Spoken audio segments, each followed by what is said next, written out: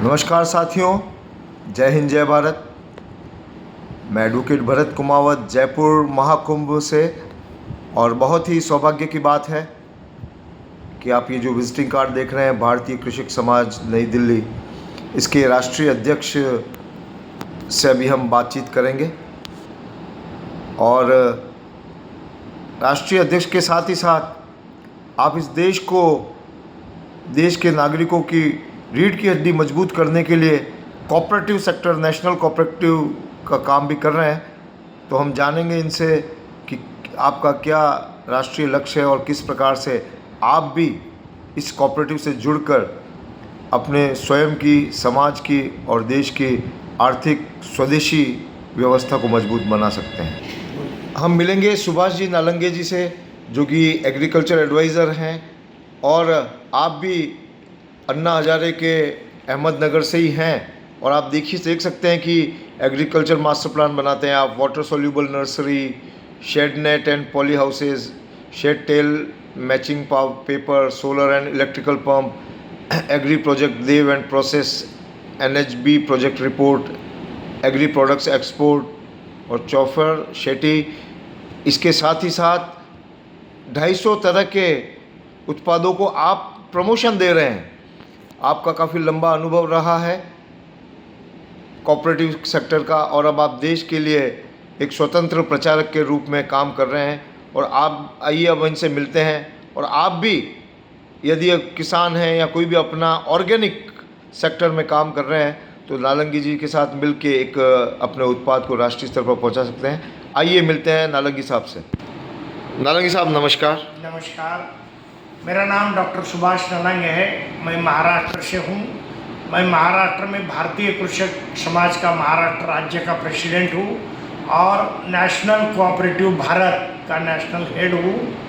और मैं नालंगे rich agro export company का चेयरमैन हूँ। भाइयों, हम अभी कोऑपरेटिव सेक्टर में काम कर रहे हैं नेशनल लेवल पे 28 स्टेट में। और कोऑपरेटिव के द्वारा जो एग्रीकल्चर का उत्पादन, प्रक्रिया और मार्केटिंग का काम हमने हाथ में लिया है पहले सेक्टर में। और वो ये उत्पादन करके इसका अच्छा प्रोसेस करके इसकी अच्छी मार्केटिंग देश विदेश में करना हमारा लक्ष्य है। और कोऑपरेटिव द्वारा 250 के ऊपर बिजनेस करने का हमारा लक्ष्य है। और ये हम अभी भारत में, पूरे भारत में कर रहे हैं। आज हम जयपुर कुंभ मेला में आए हैं और यहाँ गो कुंभ मेला है बड़ा। यहाँ भी 300 के ऊपर स्टॉल लगे हैं और बहुत एग्रीकल्चर, एग्री बिजनेस भी यहाँ उपलब्ध किए हैं। तो धन्यवाद। नालंगे साहब, जैसा कि आपने बताया, थोड़ा सा आप प्रकाश डालें कि हमारे श्रोता लोग जो देख रहे हैं, आज सबसे बड़ी दिक्कत ये है कि कृषि और गौ के फील्ड को ऐसा समझते हैं कि आर्थिक रूप से लाभदायक नहीं है। तो थोड़ा हमारे दर्शकों को बताएं कि एग्रीकल्चर और गौ उत्पादनों में, वन उत्पादनों में कितना स्कोप है। देखिए, लोगों को क्या लगता है और लोगों ने क्या करना चाहिए, जो करना चाहिए वो लोग नहीं कर रहे हैं। अभी गौशाला जो है, इसको अगर कोऑपरेटिव के माध्यम से लेके जाएंगे तो गाय एकदम प्रॉफिट में आ जाएंगी और नफ़ा मिल जाएगा। हमने वर्धा डिस्ट्रिक्ट में गौशाला, गाय की कोऑपरेटिव खोली है और हर सदस्य को 5-5 गाय दिए हैं। ये 5-5 गाय देके उसका दूध, गोमूत्र और गोबर कोऑपरेटिव परचेस करती और कोऑपरेटिव उसके ऊपर प्रोसेस करती और कोऑपरेटिव उसका सेल करती और किसान को पैसा देती। और गाय लेने में भी पैसा चाहिए तो वो कोऑपरेटिव किसान को मदद करती।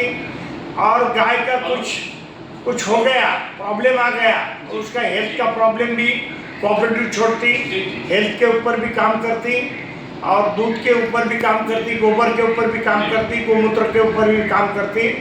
किसान को जो प्रॉब्लम आता है वो कोऑपरेटिव छोड़ देती।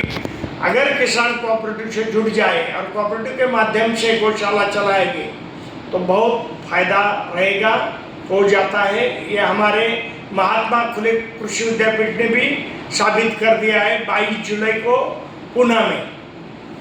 तो नालंगे साहब, इतना बढ़िया काम जैसा कि आपने बताया कि कर रहे हैं और राष्ट्रीय स्तर पे एक कोऑपरेटिव आंदोलन ही चल रहा है जो देश की अपनी स्वदेशी अर्थव्यवस्था को भी मजबूत करेगा। तो थोड़ा हमारे श्रोताओं को बताएं आप कि किस प्रकार इस नेशनल कोऑपरेटिव से जुड़ के हम राज्य, ब्लॉक, गांव या जिला स्तर पे काम कर सकते हैं। नमस्कार। अगर गांव का आदमी नेशनल कोऑपरेटिव को जुड़ाना है तो उसके लिए हमारे पास एक रास्ता है। वो रास्ता है, गांव का आदमी पहले ब्लॉक में जुड़ जाए, ब्लॉक कोऑपरेटिव में, ब्लॉक का आदमी डिस्ट्रिक्ट कोऑपरेटिव में जुड़ जाए, डिस्ट्रिक्ट का आदमी स्टेट कोऑपरेटिव में जुड़ जाए और स्टेट कोऑपरेटिव नेशनल कोऑपरेटिव को जुड़ी रहे। और नेशनल कोऑपरेटिव गांव के लोगों के तरफ भी ध्यान देगी। इस माध्यम से नेशनल कोऑपरेटिव का टारगेट है ब्लॉक डेवलपमेंट करना। 700 ब्लॉक में अपने को 100 करोड़ रुपए का बिजनेस करना है। तो अपने को गांव में ही जाना है। नेशनल कोऑपरेटिव का लक्ष्य है गांव डेवलप करना, ब्लॉक डेवलप करना, डिस्ट्रिक्ट डेवलप करना और स्टेट डेवलप करना। पहला गांव डेवलप से हम स्टार्ट करेंगे, फिर ऊपर हम आएंगे। नालंगे साहब, जैसे अभी तक देखने में आता है कि कोई भी कोऑपरेटिव हो तो वो एक सेक्टर में ही काम करती है। कोई क्रेडिट कोऑपरेटिव हो तो केवल लोन लेने देने का काम करती है, कोई दूध का है तो दूध में ही काम करती है। और आप एक नया कॉन्सेप्ट लाए हैं कि मल्टीपर्पज़ कोऑपरेटिव। तो इसमें कितने तरह के उत्पादों को आप प्रमोट कर रहे हैं?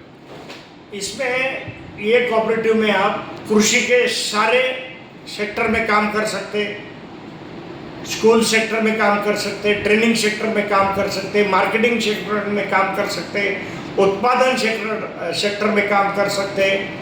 यानी 250 प्लस सेक्टर में आप ये इसमें काम कर सकते हैं। जो काम जो एरिया में हो जाएगा वही काम करना।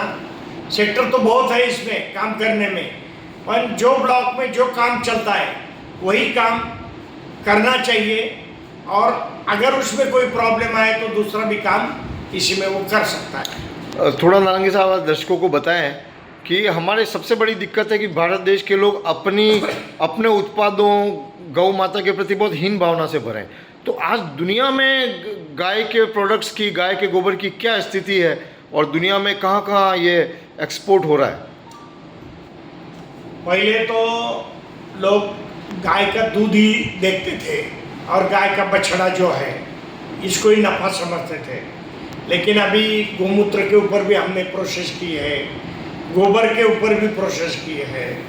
और भारत देश में ही पहली ज़रूरत है गोबर की और इसकी। और 20% गोबर, 80% बायोमास। हमने एक नया प्रोजेक्ट लाया है LCB फर्टिलाइज़र। इसमें 10 दिन में फर्टिलाइज़र बन जाता है। और कानपुर IIT ने जो हमारे लोग हैं, टीम है, उन्होंने जो बैक्टीरिया यूज किया है इससे 10 दिन से फर्टिलाइज़र बन जाता है। और 25 टन का हमारा प्रोजेक्ट है।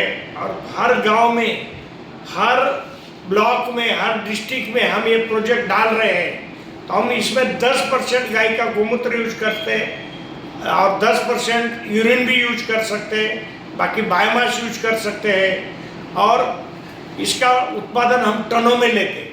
तो अभी हम जो प्रोजेक्ट है इसके लिए हम 5 गाय का प्रोजेक्ट बोलते कि आप 5 गाय रख दो और 5 गाय का गोबर इसमें यूज करो और गोमूत्र यूज करो और 25 टन 10 दिन में उत्पादन करो। तो इसलिए गाय का महत्व बढ़ जाएगा।